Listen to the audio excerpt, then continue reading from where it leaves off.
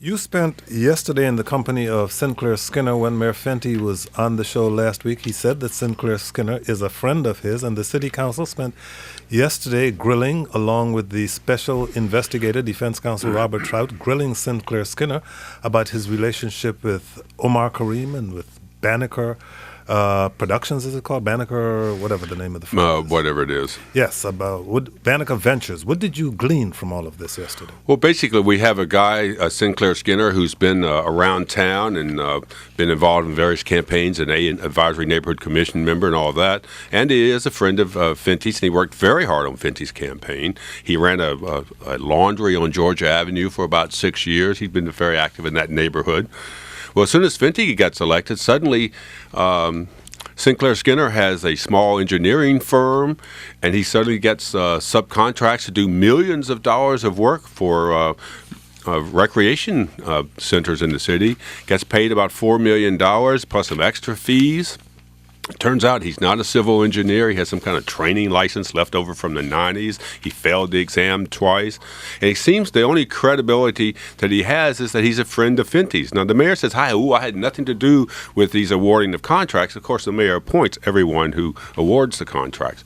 So it's a terrible mess, and this could be a very bad political situation for Mayor Fenty if he doesn't clear it up or separate himself from it. He may not be able to. Let's stay on that issue for a second, because reporter Nikita Stewart wrote in the Washington Post earlier this year that developer R. Donahue Peebles said that developers close to Adrian Fenty, the mayor, were running a pay-to-play kind of racket.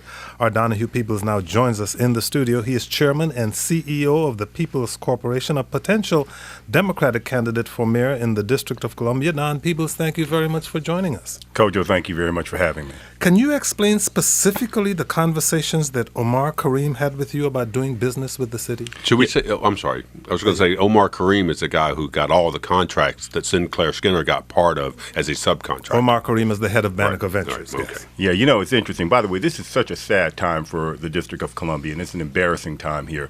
I consider myself a homegrown local business entrepreneur. I grew up in Washington, D.C., and we at one point in the early to mid 1980s were the mecca of African American entrepreneurship. And here we are, we have a failed businessman who was a dry cleaner and couldn't run that business well, all of a sudden the key contractor and conduit for the District of Columbia government, and who got engineering contracts, and he isn't even a licensed engineer, and marked up the cost to our taxpayers 500% or more. And then we have a man, Omar Karim, who's never built a house, done nothing in his whole career in terms of real estate development, and he's hired by the government, by Adrian Fenty, to be the consultant and advisor to the Deputy Mayor's Office for Economic Development on projects involving hundreds of millions of dollars. He is awarded $120 million of illegal contracts, and all of this, and he's not built a house. And to me, it is beyond ludicrous. In his defense, Mr. Karim said when he appeared on the broadcast in response to questioning from Tom Sherwood that he had done developments in Silver Spring, Maryland, before arriving in the District of Columbia. He just hadn't done any in the District of Columbia, but I'm interested in the conversation that you allege he had with you.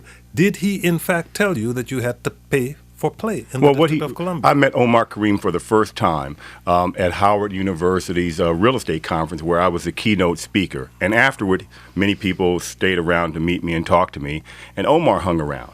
And he had been trying to have other people introduce him to me, and schedule a meeting, and we had never, for many months, and we never were able to get around to doing that.